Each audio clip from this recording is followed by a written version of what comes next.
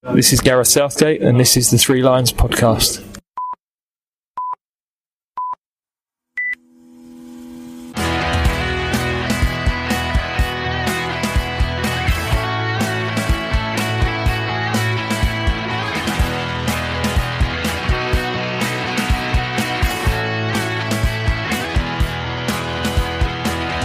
Hello and welcome to the Three Lions podcast. My name is Russell Osborne and this is an independent England football supporters podcast.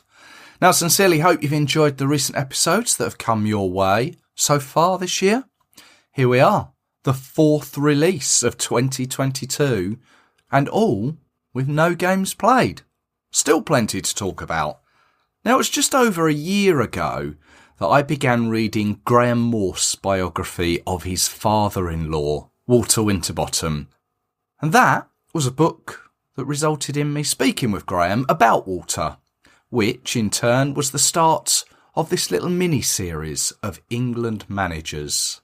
Because over the last year, and especially in the lockdowns we endured, I turned to reading a little more.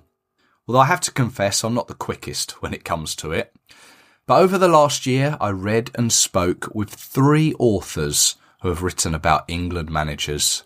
And here we are, as I say, in 2022, and it's time to learn about another one.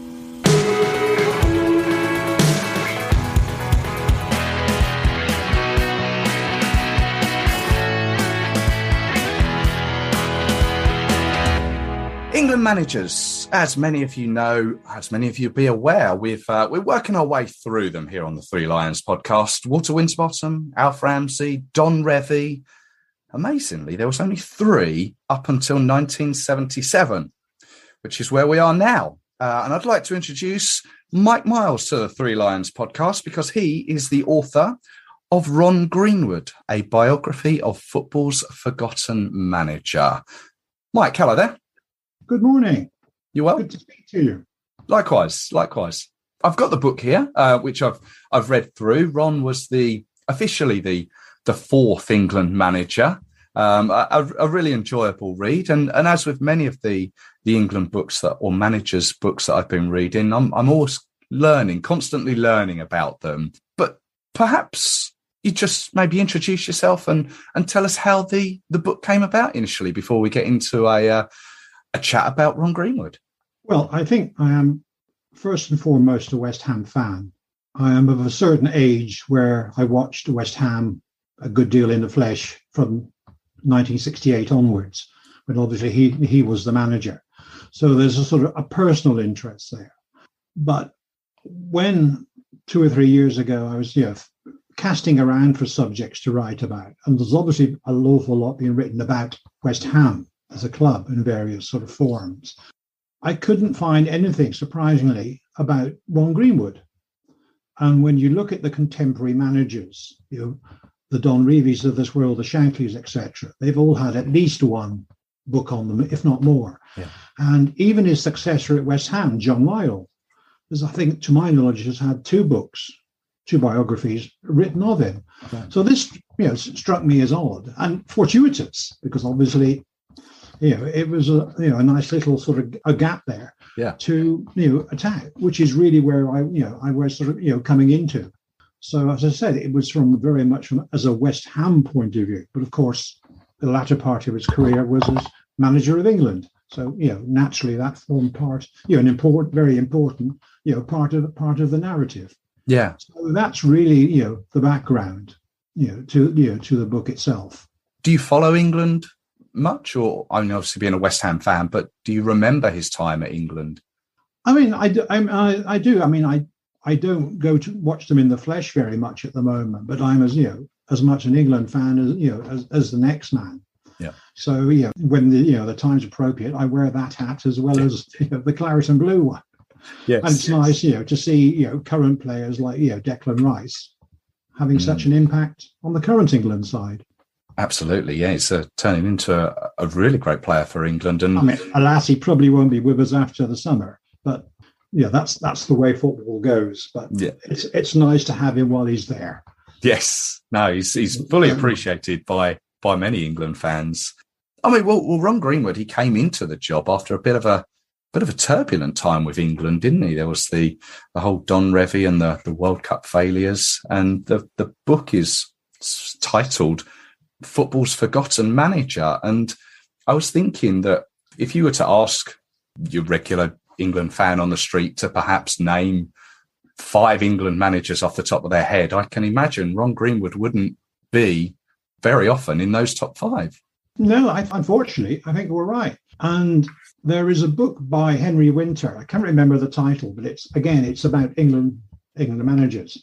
I mean, he's a journalist, a contemporary journalist, quite well-known one. And I think I mentioned in the book, I mean, Ron Greenwood gets literally, I think, 3 lines. I think it's a quote from Peter Shilton, and that's it. Such a shame. And I think that may have been what triggered this idea. I mean, there are other reasons why I think he's the forgotten manager, but in an England context, the point you raised there exactly is the right one. But also here we have a contemporary journalist looking at this subject and dismissive. I mean, yes, you could say he's good, bad, or indifferent, but at least to admit he's there, he had a role. He was in the role for 5 years and played a significant number. It's not as though he was like there. I mean, when he was made interim manager, or whatever they call it, in the beginning, had he left after that period, fair enough. But the fact that he went on to a European Championship, a World Cup, etc., at least I think deserves comment. So I think that was really where it was coming from. And at each stage, I mean, even to go forward when he died, the FA in their wisdom didn't even ask clubs to have a minute silence, which I thought was, right, you could argue it was a different FA, maybe now it would be different. But even so, it was indicative of players like, I think George Best got them, I think even Peter Osgood. But yet here's an England manager who didn't even deserve that, which again just seemed to me to sum up this sort of attitude almost, towards his career. Yeah, no, it's such a shame. Again, I didn't remember of the time, but when you read about it, you're thinking, crikey, it just seems, this picture that emerges of this man who had been, if you like, put aside. I mean, Don Revie has been, if you like, cast aside, but for a different reasons. It was the nature of his leaving. Yeah. So to that extent, he's like this, if you like, the black sheep of the England managers, and therefore is sort of cast into this sort of special darkness. But with Greenwood, I mean, a totally different man, a totally different character. It's surprising that this situation was allowed to exist. Yeah. Well, we can't talk about the England side of things without knowing the backstory of his time with West Ham. As you say, you're a West Ham fan, so you are probably the best to educate us a little bit about Ron. But he was born 11th of November 1921. He's actually from up north, wasn't he, near Burnley? Near Burnley, very much a northerner. I think he always considered himself a northerner, right, in his soul. And he, I mean, as any child does, you and I played football all day, every day, from dawn till dusk. What I didn't realise was he didn't go straight into football. He was actually a sign writer and had quite an interesting job in the fact that his work, he done, was it the mobile team sheets for the FA Cup finals? Where I mean, it was sort of other sort of thing. I think there were family connections, and one of them is that they're actually working at Wembley Stadium, doing things like this sort of sign writing. In those days, of course, before you had electronic scoreboards, everything had to be done manually. And someone had to sort of run round, if you like, during the game, indicating things like, the score, etc. And the big games, I think he couldn't get, and I think he finally got a Rugby League Cup final, I think in the late 30s. And that was like sort of the big moment. So I think one of his small claims to fame, that some of the signs within Wembley that were still there, that he had actually produced, wearing his other hat. And indeed, in the latter part of his playing career, when he played for Fulham, I mean, he played almost for 2 seasons in the mid-50s after he left Chelsea. He was quite unhappy as a sort of player, and with the club. and he did seriously think about going back to. I don't, had coaching not come out, he could have. This was, if you like, his fallback career. He wouldn't have opened a pub or anything like that. He'd have gone back to, sign writing. Sign writing. It's amazing. It's a lovely little story. Part of the war effort, he joined the RAF. But you mentioned there his playing career: Chelsea, Bradford Park Avenue, Brentford, and Fulham. He had one England B appearance, and he was on the verge of making the 54 England World Cup squad as a centre half, his playing position. Yeah, because I think that the established one, was Neil Franklin in those days. And of course, he went off to play in South America, which meant he was personal, sort of non-sort of abroad. So there was a hint that, there was a vacancy at centre half, albeit, he had played largely his career was his best periods with Brentford. Right. In what was then the second division, now it was the Championship. And it was only with Chelsea that he played in the first division. So that sort of period until the mid-50s. And so there was sort of a hint at the time, but he never really got that close. I think there were always sort of others, unlike, say, for example, Alf Ramsey. Because one of the other things, I raised in the book is that, the certain sort of parallels between the two men. Men of Essex, etc. But that's stretching it too far. But I think just to digress, I think that the main sort of parallel, if you like, which drew me in was not just much the two men as, if you like, their personalities as two managers, but the ways they dealt with Bobby Moore. That was, to my mind, the if you like, was the big link between the two of them. Right. And that, whereas I think one of Greenwood's weaknesses as a manager, it said his man management was poor. But I think one of the reasons is he trusted players. Yeah. He believed in treating them as adults. I'm talking now as of club sort of players. And of course, players didn't respond the same way. West Ham, as like many clubs in that period, had a big drinking culture. And the leaders of that culture were Bobby Moore. Jimmy Greaves, when he came about, obviously with England, was also sort of part of that. Johnny Byrne, of course, was at West Ham as well in the mid-60s. So you can see there was a sort of link, and Greenwood allowed that to flourish to the detriment, ultimately, I think, of the team and of the club and his career in the latter. And I think Blackpool in 1971, if you like, was what you want to call it, almost the inevitable outcome of that. Yeah. But within the England context, of course, was Ramsey. He was aware of what was happening with these players. He saw that there was this clique, these drinking players who were upsetting the old, and he sat down on it. I think that was the sort of key one. He wasn't prepared to let that go on. Right. And there are various stories. When you're looking at Bobby Moore's career, how close he would sail to that wind. Not just once or twice, but certainly in his early part, the early 60s, because Ramsey came in, I think, 62, so the first couple of years. But as it got nearer to the World Cup, Ramsey was much more, trying to sit on it, was always trying to be Bobby Moore. He was never ultimately compliant. You come across these instances where he'd still be that boy who'd say, right, where's the teacher? I'm sneaking off to the bike shed for a fag behind his back. That sort of attitude, right? Almost, two things, and almost, to the latter part of his England career, and even to the early 70s, when Ramsey was fired. Yeah. So there was sort of, that was an important thing, I think, as well. I think where the two managers did diverge, and I think Moore was just if you like, whereas other people like, say, Geoff Hurst were much more willing to knuckle under to the much more, I think, probably more self-disciplined in that regard. Yeah. And not as naturally talented a player as Moore. So we're more prepared, to work on their game and to listen to the coach. Oh. Well, we'll touch on Bobby Moore in a moment because that was fine. I do verge, but well, because it's an education to me because I wasn't aware of the situation. But for Ron to get into coaching, it was the meeting with Jimmy Hill, I think, wasn't it, which sort of started the ball rolling. I think Jimmy and Hill met when they were playing for Fulham, and they became friends. But also, this coaching bug, if you like, because as overlapping the latter part of Ron's playing career, I mean, he went to places like, I think, Ealing Grammar School and Oxford University. He was there 3 years, which, of course, where he met the man who would later appoint him as England manager. So there's a link which stretches far into the future there. But the likes of Hill, I think they both realised that coaching was something for them.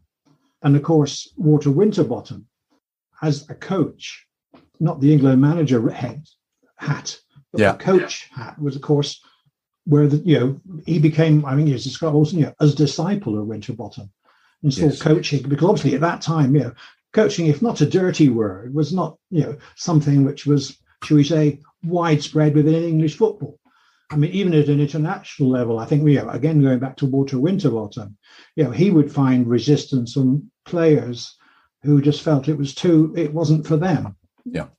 What was his sort of coaching? Whereas Greenwood's attitude was, this is what's going to come in. Of course, you had the Hungarians in '53 open his eyes, literally. He was there, wasn't he? He was. He was. He saw the sort of game, and I think that was again. If you like, that flame was slowly, like a gaslight. The flame was slowly, building up. It didn't just happen overnight in the catch, but you could see this over a period of years as he got involved with coaching, albeit at a very junior level, and his playing career came to an end. So he met people like Jimmy Hill, a bit like mine, but particularly Walter Winterbottom, who I think was the main, in terms of coaching, was the main influence.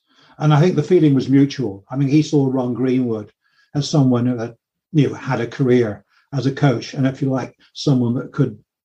And I think throughout Greenwood's career, Winterbottom features at different stages. For example, as a coach, obviously, but when the West Ham job came up, Winterbottom was, if you like, putting the word around it, because Ron was then assistant manager at Arsenal. Yeah.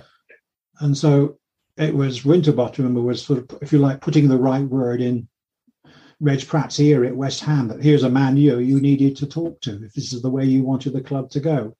So that influence, it was something which stretched really throughout Ron Greenwood's career, as a coach, rather than certainly as a player. Yeah.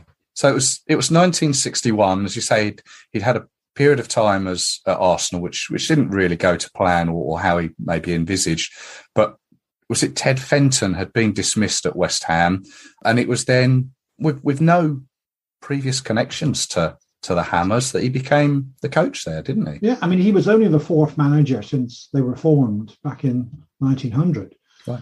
And all the previous ones had been West Ham men. They'd come through the. I mean, Fenton himself had been a player, albeit he, as a manager, he'd been elsewhere, but he had that background, whereas Greenwood had no West Ham connection. And he himself said at the time, he only had this vague idea as to who they were, because at that time they'd only been in the first division 3 years, and until then they'd been in the second division, I think 1932. Right. So they had no history of, if you like, success, and there was really, they were this sort of so-so club from East London, like a local club, right, with no national or much less international standing. So when Greenwood sort of went there, I think that clearly he brought over the first few years a degree of success as well. And I think in the book I bring the first section of the success of it. It's 1966, but obviously with the World Cup and the three players. And I think I don't think anyone has said that that they were there because of the coaching of Greenwood. I mean, even Moore himself would attest that he had certainly when he was in those earlier years. I think where they fell apart was on a more personal level. Moore wanted to take his life, and Greenwood another, and they wouldn't sort of meet. But on a coaching level, I think they would all agree to the strengths of his coaching and and what he'd done in taking them to that level of players. And I think at the same time when he was there, of course, he'd not only won things with West Ham, but he'd won a European trophy. Again, only the second British club to win one, after Tottenham in '63. So his international reputation as a coach was taking off as well. So I think that's an important strand. I think when you come back to the England situation, he wasn't just an English coach, a British coach. He already had a European reputation. Mm. So he was a known factor, if you like, in that sort of wider, at a time when English football was just coming out of that insularity. Our clubs were beginning to win European trophies, but there was still an attitude that the Europeans, they were there, they did things differently, but because we were English, we could always win things the English way. And I think when you looked at the if you like, the history, I think if you've come across this, when you look at the history of the English football team in the post Ramsey. Yep. And I think you can see that, the Europeans have gone off and done their own thing and were becoming good, whereas the English weren't. And obviously the results, sort of be that, but there was also that divergence in attitude towards, the way things they did. Well, you mentioned like he looked at things differently. I think it was Germany's manager Helmut Schön. Is it? I think he said that he thought European, unlike a lot of people in English football. He said that he can see beyond Dover. Which, exactly. I thought it was a nice way of phrasing that. Was, a nice sort of quote, but certainly I think that's actually, there's a lot to that. Mm. Yeah. I think, the better English manager or the better British managers, accepted, you had to take on a certain amount of that, the European sort of way, because, they were developing in different ways. And I think that, again, coming back to the international source, you could see it, with Ramsey in the latter part of his reign, he was still fixed, he hadn't moved. Yeah. And I think, the best example of that was when they lost 3-1 to West Germany in 1972, and I think the quarterfinals of the European Championship, when they were just taken apart. And yet when they went to Berlin for the return, I think he played Peter Storey and told him to go and kick lots of Germans. They had to get back 2 goals. The attitudinal thing was much of the thing. Okay, you go for it. You might lose 2-1, but you go back. But no, you go out and go for a 0-0 draw and tell your players just to go around knocking the opposition, who just looked incredulous and thinking, what are they doing? Yeah. And anyway, so that was, this is 1972, but it's just, again, it's where I think, this, attitudinal thing is still prevalent. We had to lose that game and games. We had not to go to 74 and 78 to finally, for the coin to drop. And thinking, God, perhaps they've got a point over there. We're not as good as we think we are, despite what Liverpool were doing in Europe and obviously other clubs were doing on the international scale. Well, maybe, we're not up to it. Yeah. Well, the simple answer is. I wonder if, obviously, he'd seen the likes of the Hungary game, but with West Ham, they had this, as you say, they won the European Cup Winners' Cup after winning the FA Cup. And I guess having this European experience, much like I guess Bobby Robson did with Ipswich, gave them an insight into different ways of playing, different methods, which perhaps, Don Revie had European football as well, but Ron Greenwood took it in a different way. Yeah, I think he preceded, really, in terms of he would prepare dossiers for his players, but also would encourage them to go and watch the opposition themselves, to see what they were doing, how they played, and how they would. In other words, prepare the team correctly. Don't just assume you can turn up and beat them because they're Johnny Foreigner. You have to get things right beforehand to compete on the pitch. Again, was one of his strengths. Yeah, which I think unfortunately on the sort of club level, but he could take into the international scene later on. Yeah. Well, with the 66 World Cup win for England, obviously there's the 3 West Ham players, Moore, Hurst, Peters, and Ron Greenwood obviously had those 3 players and said that some of the goals scored in the World Cup were direct from sort of the West Ham training ground. Well, I think you can pinch it to two. There's the winner against Argentina in the quarterfinals, which is a cross on the left, Peters to Hurst running across the defender. Classic West Ham, near post. If there was one tactic that they were using in the mid to late 60s, it was that near post cross. And in the final, when first England goal, Hoare's fouled, takes the free kick over to Hurst, who heads in. You could see if you watch it now, even now, you watch Hurst, he's looking for that run. Across, again, same run across the defender to the near post and in. So I think those are the two, if you like, outstanding examples where you could point directly to a training field in East London and say, that's where it came from. Yeah. Without a doubt. Yeah. But it was one of those players, obviously, is Bobby Moore, who every England fan will be aware of. But obviously he was his West Ham captain. But I wasn't aware of perhaps the as you sort of briefly mentioned there, that maybe the distance between the pair off the pitch and just how close Bobby Moore came to maybe not being part of the England team in '66 because of a contract issue. Yes, I think Bobby Moore soon worked out that he had a real value. And bearing in mind, Greenwood came to the club, it was when the maximum wage was abolished.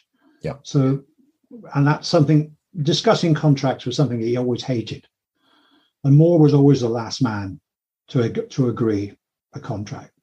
So he became, of course, aware of his own sort of value. And of course, when you get to 66, the impact between the two men was such that, he dropped Moore from the captaincy earlier that season, I think in April, because he felt he was, he wasn't playing for West Ham, he was playing for his England place. Yeah. So, technically there was a point where he was actually out of contract at the end of June, which is why they had to get Greenwood in with this 1 month contract so that he could technically, otherwise he would not have been within the FIFA regulations because he was out of a club to play in the World Cup, which seems outstanding now. Yeah. But there's numerous stories, where, Ramsey tells Greenwood, right, come to the end of the hotel with a contract, literally turns up, they go in a room, there's no conversation, he signs it, leaves, he's gone within a minute or two. Such an important event happened. And again, there was still, it was one of Jeff Hurst's books, whereas he mentions an instance where I think George Cohen allegedly had heard a conversation between Ramsey and Harold Shepherdson and then some of the other coaches as to whether, in fact, they should play more in the final. Oh, right. So, you take it for granted now, of course. Yeah. But it was like, a friend of a friend type, that sort of conversation. It was never no one's actually come out and said as such, but it was like, somebody earwigging a conversation years later. Again, you just think to yourself, wow, things could have been different. Absolutely. Well, things could have been very different with West Ham. With Ron being West Ham manager, he had the chance to buy Gordon Banks for the club, didn't he? Which I never knew. No, and again, I think he was virtually offered Gordon Banks. Yeah. Because he knew, I think it was Matt Gillis, the Leicester manager, and it could have been a done deal. But because he'd already had an agreement with Kilmarnock to buy Bobby Ferguson, who was, I think, 20-year-old at the time, 21-year-old, promising goalkeeper, but obviously not Gordon Banks. Because he had had that arrangement, he considered he could not break that arrangement. Now, seems astounding now that a man could, but to him it was a matter of principle. I had an agreement, therefore he had to go ahead with it. And of course, Banks never signed for West Ham, but could have done. One of those what ifs. Exactly, what could have been. He was very much a man of his word, wasn't he? Well, I think that was, as a human being, as a man, and yes, he was very much a moral upright. He was quite religious as well. Okay. He even missed one West Ham game because he's been confirmed. Oh, right. So, yes, he was. He was certainly a very sort of upright character. Yeah. And, and certainly a man. That's why I say he reflected in it, and he believed in treating other players as men, as individuals, as grown-ups, which of course led to inevitable problems because they wouldn't. Well, this was one of the things that I thought about reading the book. Obviously, he had the successful time in sort of the mid-60s with West Ham. And then I got the impression that perhaps he should have left while the going was good, but he stuck it out for a little bit longer at West Ham until sort of the mid-70s, didn't he? Yeah, 1974. And he went up. Well, he went upstairs, and John Lyle became officially team manager. But they were unhappy years for the club. Right. I mean, certainly the early 70s. I mean, Blackpool was the real pits, but they were unhappy years. And with hindsight, he would have been better advised to have gone elsewhere. Yeah. But he hung about, and went upstairs for 3 years as general manager. And I think he was, as something of a purist coach, was becoming disillusioned with English football in a wider context, because this was the era of Leeds United. And as we all know, I mean, anyone who's looked at football in the late 70s, Leeds United were a black and white side, or a Marmite side, if you prefer. Yeah. You loved them, or there was no middle ground. Not like, say, a club like today, for example. I suppose Liverpool, who you might not be Liverpool, but you could admire their standard of Man City, and obvious. Okay, forget the money, but you can watch Man City and you can say there's some beautiful football played on that pitch. You watch Leeds United circa 71, 2, 3, that era. Yep. And this is the frustration. There was such a lot of skill within that side. No one could look at the likes of Johnny Giles and even Bremner. And yes, they might kick you up in the air, but they could kick a ball as well. Yeah. There was an awful lot. And Peter Lorimer, Hunter, for all his faults, was a good defender. Let's not forget that. But of course, they had this manager, and I think as part of the background for the book, you'd read about Revie. And apart from that, he was known as, the man for a bung. Right. This was unfortunate. He has this character. And I don't know whether it's come out in your context of him as England manager, but going back to the early 60s, stories of him trying to bribe other teams. And these would crop up at various intervals, as the years went by in newspapers and so forth. Yeah. Left a stain on Leeds, really. It wasn't just the way he left the job, but the way, his whole career. I mean, the way he conducted his team on the pitch, his background as an individual, and his attitude towards money and so forth. It's what tainted him. I mean, there's a story which I meant in the book with West Ham beat Leeds 7-0 in the League Cup tie in 1966, I think late 66. And afterwards, Revie goes into the dressing room actually to congratulate. And Greenwood, who can be a bit pompous, as he admitted, was very dismissive.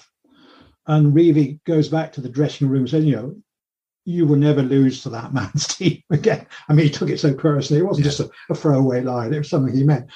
Well, they didn't until I think, I can't remember actually. It was a long time before they beat in the League Cup tie. But it was this was the relationship they didn't have. It was that even when they were club managers, they were never remotely close. Yeah.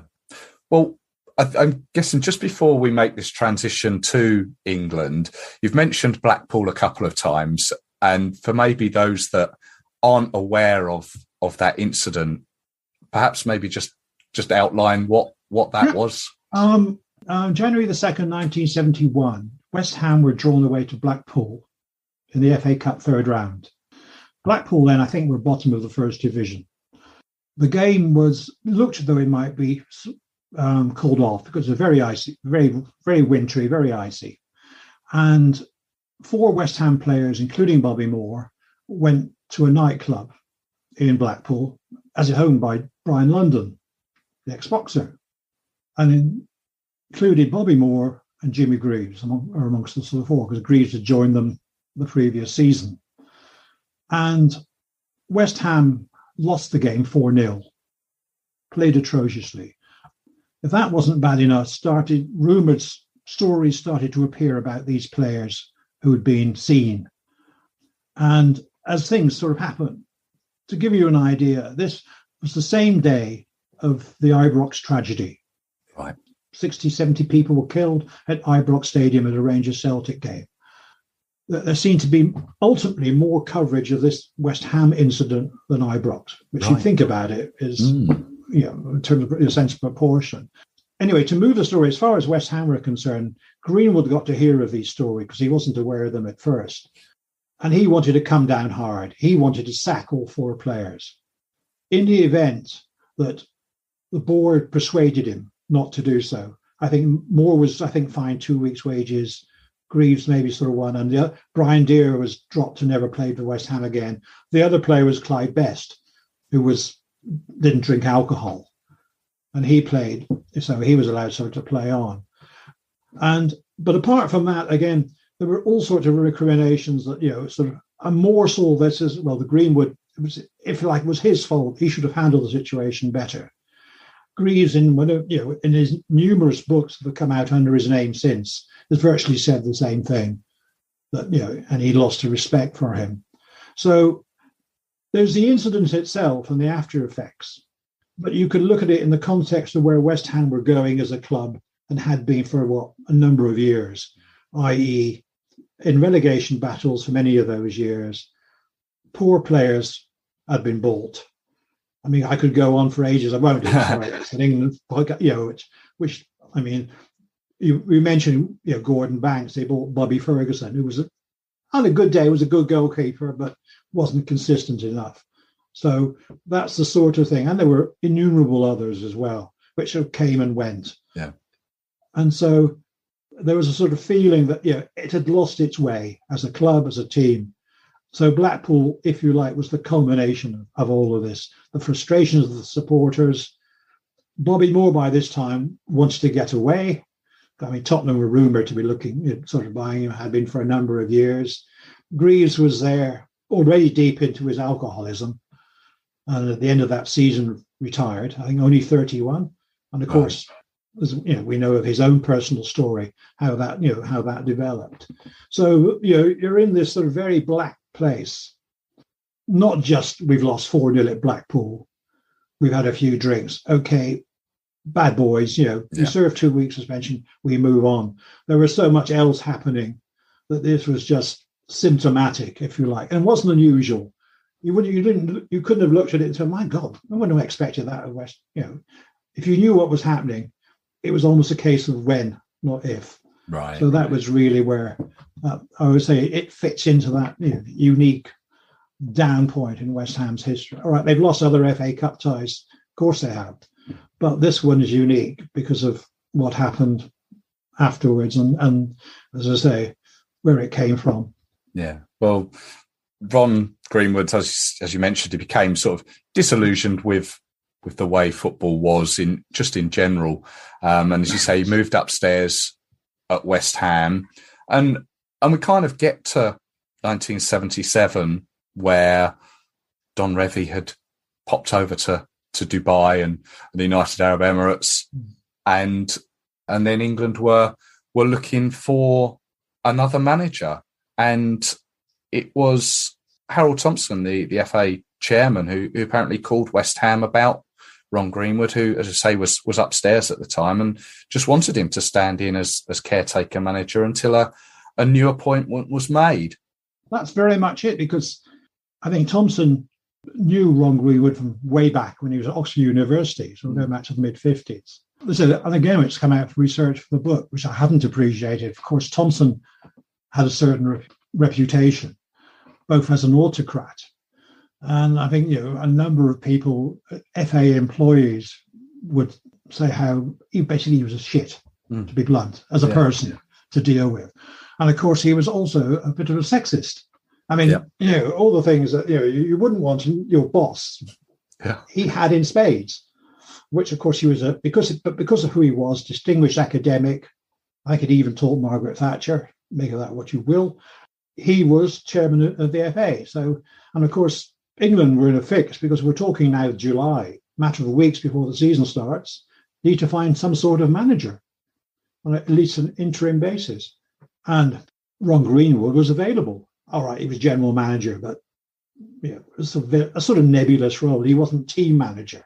So the call went into West Ham and they had this conversation and he was appointed interim manager. But this was also at the time where Brian Clough was touted around as well. Clough was very much the people's choice as manager. I think if you'd have asked your average fan in the street, who did you want? Brian Clough would have been top of that poll, no doubt about it. He obviously was successful, but of course he was Brian Clough.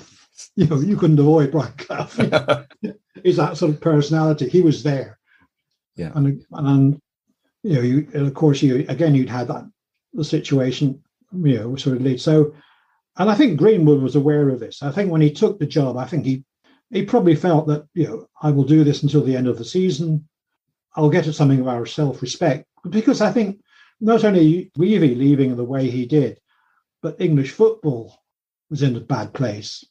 Yeah. The feeling that, that the style of football was turgid. Obviously there was a hooliganism. Yeah. So the whole image of English football from the, if you like, the top to a fair way down was not a very good one. You weren't taking on a happy ship. So they wanted someone that, would take this role on, could be dependent to do a job for a short period, and obviously would give them the time to cast the net around for a full-time manager. When Greenwood came in, there was still the opportunity for the 78 World Cup, but it was always going to be a hard ask. I think that it was over the chair, but so I think Italy were always the favourites to qualify from sort of England's group, because I think the weak group were Luxembourg, and the fixtures worked out that England played Italy in the last game, and then Italy would play Luxembourg at home. So it was always a chance, a possibility. But I felt the feeling was that the odds favoured Italy strongly, not least because they'd beaten England 2-0 in Rome. Yeah, as you say, he brought on this different perspective as England manager, and he got the players on board really, rather than the era that towards the end of Don Revie's era, where the players weren't perhaps playing for him. Over sort of initially, Ron Greenwood got the England players on side and almost a happy camp, really. I think so. I think he did. I think he treated them, if you like, as he would have the West Ham players of old, because these were international players. They were the best, players in England, and they were successful sort of players. They had a different sort of attitude, and they welcomed that change of sort of behaviour. I mean, he would say, well, if they want to go and have a pint of beer, they could have a sort of pint. I'm not going to sort of stand over them. And I think they respected that change of attitude. Yeah. Compared with particularly with Don Revie, much more heavy-handed. Yeah. So that was almost in his interim, not caretaker stint, but it wasn't really official. But in true FA style, they didn't really tell him officially. He heard that he'd got the job full-time on the radio in his car. Yeah, I know. There's a wonderful story. I think he was having lunch with his wife in Brighton and turned on the radio afterwards and heard that he'd been appointed full-time manager. But the FA, in their wisdom, had not got round to telling him yet. I know, we're in the age pre-mobile phones and so on and so forth, but you'd have thought, they might have made sure that he knew before the media knew. But yes, and again, I think that's a process by which, Clough by then was very much still, the people's sort of favourite. And there are various stories of, him appearing at his interview at the FA, coming out convinced that, he'd got the job. The various aspects of this was, I'm not quite sure which way is the right one. He convinced he'd got the job. And then when he found he hadn't, saying, well, I didn't want it anyway. They were just a load of idiots. And I think they recognise, I think the attitude was that he would have been a very difficult man to deal with. I imagine so. Prepared to put themselves in that position. One interesting thing, once he'd got the job full time, and if you kind of look at when he was with West Ham and obviously the methods that he had at West Ham and that came into play in England under South Ramsey's period of time, as you mentioned, like the goals and the players.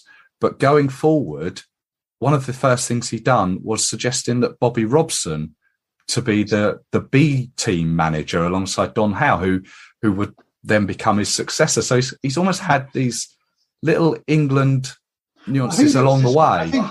I think again, this is his European hat, because you'd have situations, for example, particularly in Germany, where you had Helmut Schmoen, who was the manager in the '66 World Cup.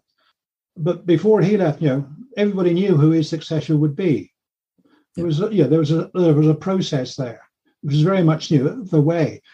And I think he saw this as something that we should be doing sort of here, rather than just suddenly, okay, as it happened. All right, the Revie situation was unique, but there should be this progression of sort of managers, bringing on people. So people like Robson, Don Howe, Terry Venables, bringing them into the England setup at various levels. And also, as we're seeing now, I think with sort of Southgate and the FA, trying to everybody to play in a similar style. I mean, we call it now the DNA, current buzzword, isn't it? Yes. The England DNA or the club's DNA. But this idea that your under 17s or whatever should be playing in a similar style to the full team. So there is succession progress. So as players move up, they don't meet a sudden change of styles they would at, say, at the club level, but they can see a likeness there, which so that you get that sort of basis. They can sort of fit in with that, and he saw that as sort of happening. But importantly, because by that time when he was appointed, he was in his early 60s, so he knew he wouldn't be around at all. He didn't see it as like 10 or 20 year career. He saw it as a relatively, had he even been successful, I think he would still have left in 1982, even if they won the World Cup. He saw that as a sort of pitch. So having a successor and hopefully even further ones down the line was important to the not just the FA but English football at that international level. Yeah. And he was very, very keen on having that line of succession. Very, very forward thinking. I mean, whilst a lot of people will probably think the World Cup of 1982 after not being in it in 74 and 78, but there was actually a tournament before that, Euro 1980, that he managed to qualify us for, I guess, for the first competitive football since 1970, the World Cup. So he took us there. I know it's one of those tournaments which I think football historians would rather forget. It was awful. I mean, England, they drew with Belgium, but the game was dominated by the English fans, as had been the case in some of the qualifying games as well. I mean, hooliganism was still, unfortunately, knocking its way around Europe, wearing a Union Jack. So you got that, and it wasn't a tournament which I think is now sort of remembered sort of fondly for the style of sort of football. It was sort of, okay, compared with the European Championship now, it's fairly truncated. I mean, they sort of played they played sort of 3 games. But the football as a whole was poor. I mean, you didn't have now, if you like, what you would have now, that the wall-to-wall television coverage. I mean, England games were sort of covered. I mean, there was a lot of optimism. To be fair, going into the tournament, I think feeling the England team were in a very good place. Right. They were a good team and they could do well. But again, they went into against the Belgians, who they sort of watched, underestimated, possibly struggled to draw against. Again, this background. So it wasn't, if you like, the most sort of notable of English styles. But I think in the context of the tournament as a whole, I think if you look at any of the histories of the Euros, 1980s, in terms of entertainment, quality of football, I would put you pretty well at the bottom, near the bottom. Not just because I'm not wearing an England hat, but just looking at the tournament. As if you like, where would you put it in the history going back to 1960? I would say it would be. It would rank quite. It was nice they got there. Yeah. But we just move on. Yeah, I mean, just to mention England, what they've done there. As you say, they drew with Belgium 1-1, lost to Italy by a 0-0 and beat Spain 2-1. Spain 82 was then on the horizon. And I think something, just before we get onto that, something I think just as important, he gave Viv Anderson his debut in a game against Czechoslovakia a couple of years before in 1978. Viv Anderson obviously is known as the first black England player. Well, interesting. Two sides on that. I think there is an argument that, again, another West Ham player, John Charles, played for the England youth team. In the early 60s. So there are those. I won't come into the argument that technically he was the first English, albeit it was the youth team. But yes, certainly Anderson and the senior. But the other thing is as well, which I think is a big positive in Greenwood's, is that in his West Ham days, he had in 1972 3 black players on the pitch. Right. For a game against Spurs in April the 1st, I think, 1972. At a time when there were, I think I read only something like 10 to 12 black players in the whole of the first division. So we're talking small numbers, not, I mean, today you take it for granted. Yes. You don't think twice. But in 1972, Clyde Best, of course, was one of them. It was very unusual. And he did have this colourblind attitude. It wasn't something he was doing, I must be politically correct. Yeah. It is something he genuinely believed in. And I think the evidence is there, going well back into his West Ham days, particularly with Clyde Best and the way he treated him. So there is sort of that. And I think, yes, with Anderson as well, but you still can, reading, sort of behind it, there's still sort of a certain amount of disquiet amongst certainly the FA. They still weren't convinced of the viability of black players. And I think, again, it's part of a wider issue at sort of the time as well, and, attitudes towards race, because it was still a period of, if you read, biographies of, John Barnes and other players, the way they were treated. And unfortunately, West Ham, I mean, this was the paradox, on the pitch, they had 3 black players. Off the pitch, they were one of the most racist crowds in English football. Yeah. So, that was, but I think, the Anderson sort of thing as well. And I think that campaign, 80 to 82, the World Cup qualifying, it started off very badly. And I think, I think the famous one, of course, is Norway, where they lost 2-1. And the broadcast of this very famous rant, which I reproduce in the book, which you have to listen to it, right? You read it, it sounds okay. But when you hear it, you think, he went off on one. It's become famous or infamous. But, okay, we can laugh at it now, but at the time, it really was, because Norway were a very poor, internationally, they were not the Norway of now. They were really at the bottom of the international. I mean, the sort of team they'd met before and knocked 4 or 5 goals past quite easily, and here they are going to Oslo and losing 2-1. And of course, then you get the incident where on the plane back in May, I think from a loss in Switzerland, he said he was going to resign, and when he got to Luton, told the players, and they effectively said, "No, you mustn't resign. You've got to stick with it." That was the respect that the players had gained for him. I think it shows, the respect, that they had. They could easily have said, "Okay, we'll carry on." After all, we had another season to go. So I think that shows a degree of respect as well. And also, I think, sort of finally, you can see, how much luck plays a part, because by then England were not the favourites to qualify. I think, I'm not sure if it was Switzerland. I think I can't remember the exact sequence of results. So I think I'm right in saying that Switzerland drew in Romania, and I think beat them at home, which allowed England this unexpected opportunity to qualify. And to that, they had to beat Hungary at home, which they did 1-0. So there was a certain amount of luck. And the story of that Ron Greenwood had bought a tie when he played in Switzerland, and he went around wearing it for days on end. It became his lucky tie, right? Because they'd done him a favour. Yeah, and England managed to get to Spain, but it was a close run thing. I mean, whereas for the Euros they qualified quite easily. it was, the tournament was letting down. For the '82 World Cup, it was a struggle. They were losing to teams which they maybe should not have lost to. I mean, Norway, I think they lost in Romania. Yeah. I'm not sure. Yeah, I think they lost. So they lost away to Switzerland. So it was touch and go. Tough going, but made it. They did, and even when they got there, because of the timing of it, 1982. Obviously, we're talking here, and the Falklands War. There was a few things going on at the time where perhaps England maybe were not as welcome to Spain as they should have been.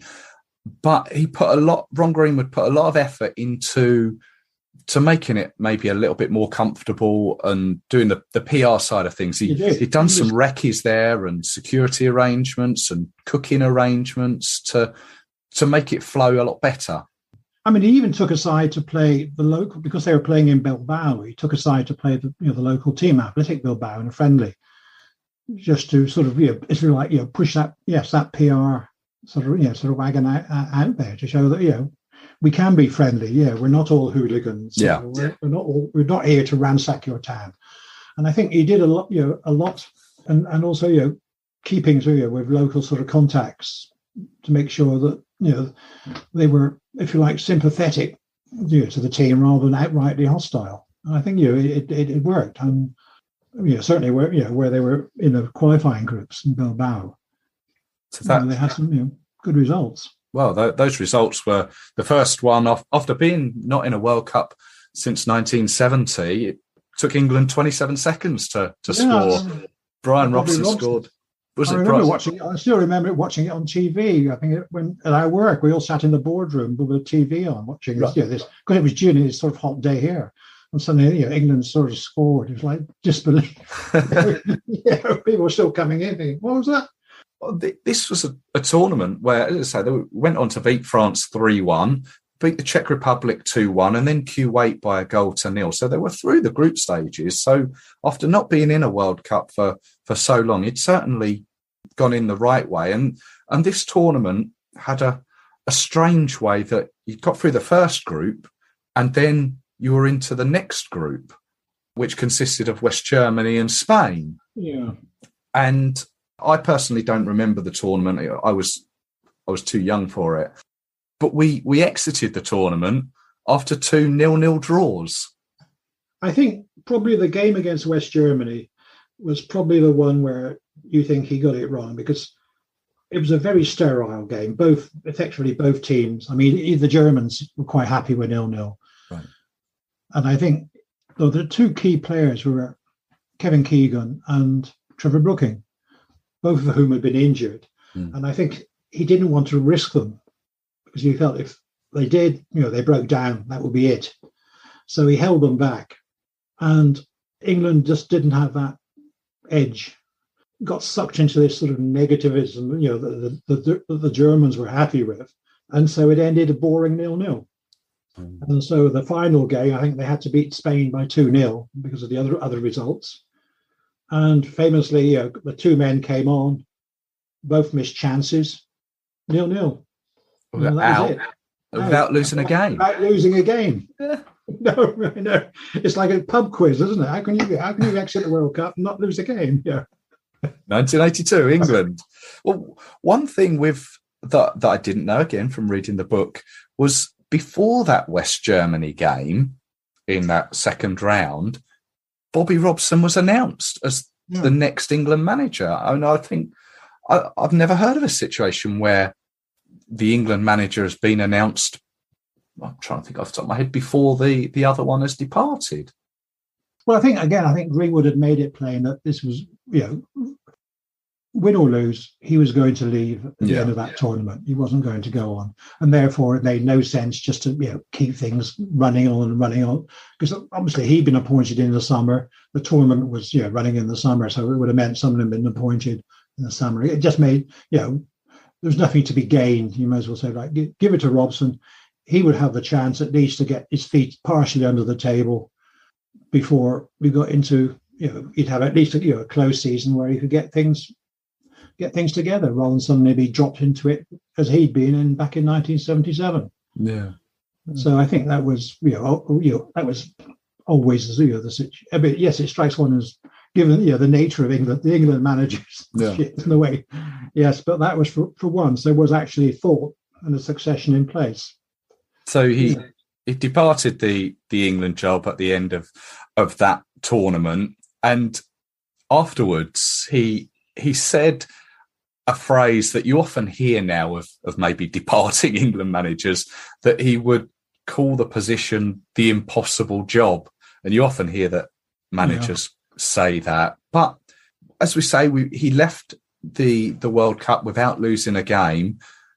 And after the debacle with Don Revie, that he was a manager that left England with his head held high. I guess you could also say that Alf Ramsey, he left under a cloud.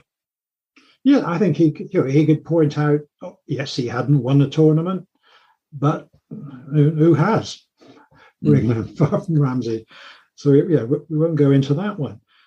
He had nurtured a group of players. They qualified for tournaments which they hadn't qualified for from a number of years.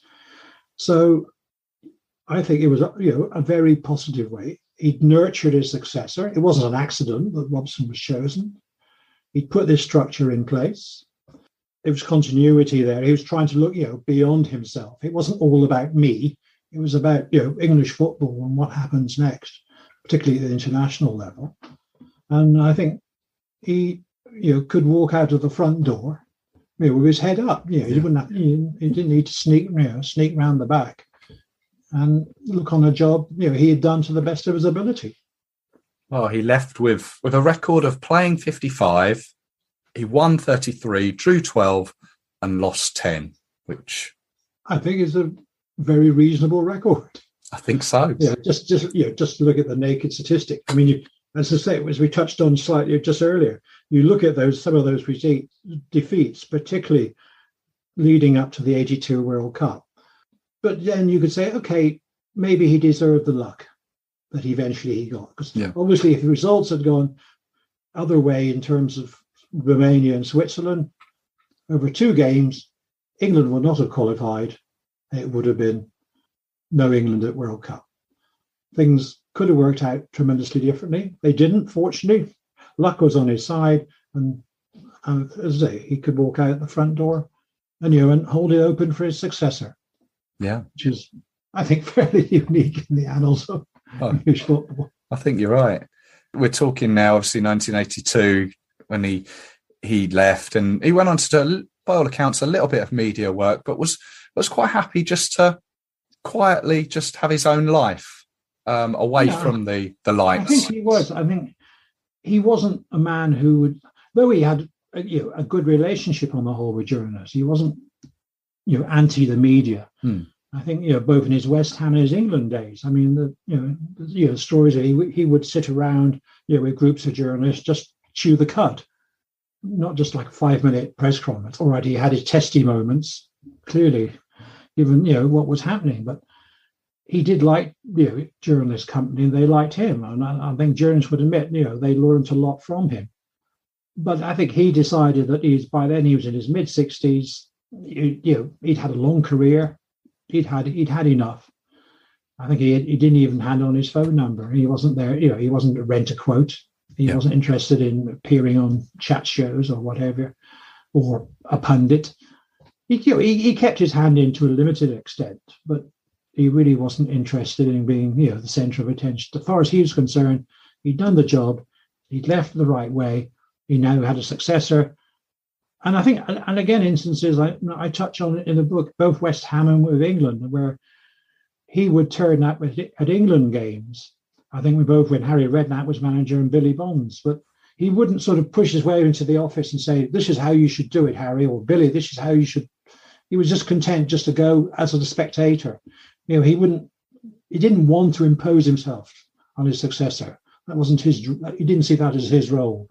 As being like maybe Matt Busby was at Man United, when he left, or even Alex Ferguson today, arguably, that man always in the background that you have to be aware of. He wasn't interested in that. he'd gone. It was there. A new generation now, a new man. Yeah. Well, he took himself off and lived his own life, and then sadly, come the age of 84, he began to struggle with Alzheimer's, unfortunately, and passed away in 2006, the 8th of February 2006, didn't he? Mm. Well, he'd suffered from Alzheimer's for a number of years. Had to move into a nursing home, which is why because he was living with his wife in near Brighton. They had a flat overlooking Hove cricket ground. But it was, because of the Alzheimer's, it was very difficult to look after him. So he moved into a nursing home, which was near his daughter. Right. So, sadly, sort of passed away in February of 2006. I think Ramsey died around about the same time as well. I think again, there's links between the two men. Yeah. And I think they're actually buried some like 10 miles apart. Are they? In Suffolk. Right. I think it's in Ipswich, not surprisingly, and there. So just one of those sort of links, if you like. You look for coincidences and links within sort of sport. And sort of the two men. I always find it's one of their final resting places, given what both men gave to English football in the early 60s. I find it somehow fitting that they should have their final resting place so near to one another. Just I understand. Romantic imagination. Yeah, no, I understand what you say.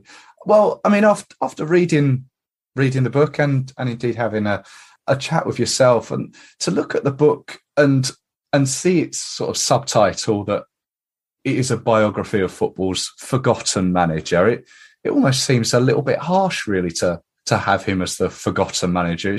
People should be. I think it is. I think both as an international, but also as a club manager as well. I mean, even when I'm writing the book covering the West Ham ones, there seems to be a certain ambivalent attitude towards him. Yeah. I mean, he's not dismissed. I mean, you couldn't dismiss a man who's won things. Of course. But at the same time, he doesn't seem to evoke the same warmth as nostalgia as, say, Man United fans would look back at Busby, or Liverpool fans would look back at Shankly. Yeah. There's an acknowledgement without, it's almost a grudging sort of acknowledgement. Yeah. So I think that's one of the things I felt that behind me writing the book was to actually, flesh out what he actually, it wasn't just those trophies. It's what he'd done. I mean, he put the club on the national and international map. And because as a coach, that contributed as well on an international level, and that carried over into the English manager's job, later on. And I think his, as we've just talked about, he left that in a better place than when he took it on, which I think is always in football is difficult, isn't it? Yes. I think with most managers, by the time they leave, they might have had success, but maybe they don't necessarily leave on their own terms. Right. I mean, Guardiola probably will. Klopp probably could if he left today, but most managers don't. They get kicked out for whatever reason. Yeah. And so on. So whatever they've achieved is sort of somehow sort of overlooked. I think Greenwood left on his own terms, and I think left a legacy. Both were in the club, albeit they did their best to squander it, and have done. But that's another story. But I think we're in the England context. He took them out of a dark place, took them to tournaments, and left them, in a better position, both as a playing entity, but also as a reputational. Yeah. They weren't seen as what they were or had been back in the mid-70s. So I feel, yes, he is forgotten, but I think for the wrong reasons. Yeah. I think that's why I felt it was I enjoyed writing it, because there was he had his faults, as an individual, as a manager. But I think that if you were to put down the mark sheet, there'd be more positives than negatives. Yeah, both at club and international level. Yeah. Well, I think you'd be really proud of what you've written there, and I thoroughly enjoyed reading it. It's not the only book that you've written, though, is it? You've written a few others and got a few in the pipeline, I believe. Yeah, well, I said I wrote one which was a guide to the Rugby League World Cup.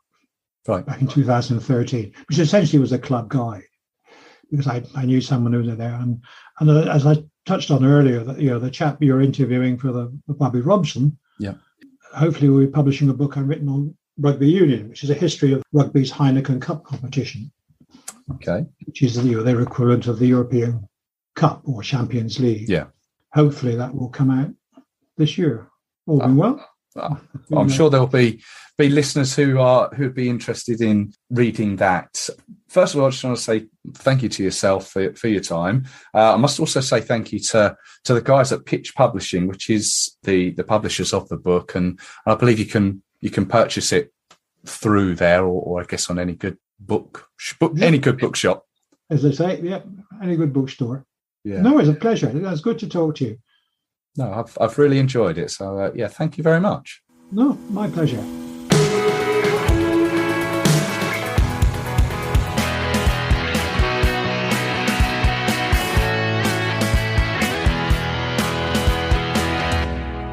Thank you so much to Mike Miles there, author of Ron Greenwood, a biography of football's forgotten manager. As we mentioned, it's available through Pitch Publishing and through all good bookshops. Now, the series doesn't stop there. I'm already reading up on Ron Greenwood's successor, which is interesting from my point of view, as I've reached a point now where I'm beginning to remember the incidents and the games involved, and the manager, as I'm sure many others will be as well. I'm looking forward to bringing you that podcast in the very near future. But please, no pressure. As I said, I'm not the fastest reader. Thank you, as always, for listening. I do hope you've enjoyed it. All the previous episodes are still available at threelionspodcast.com or your chosen podcast provider, and that includes the episodes on Walter Winterbottom, Alf Ramsey and Don Revie. And I hope you can join me for the next England-based episode, which will be coming your way very soon. Don't forget, you can find the show on all the usual social media channels, Twitter, Facebook and Instagram. A follow and a review on the likes of iTunes, that would also be really appreciated. So until the next time, take care, look after yourselves. Cheers.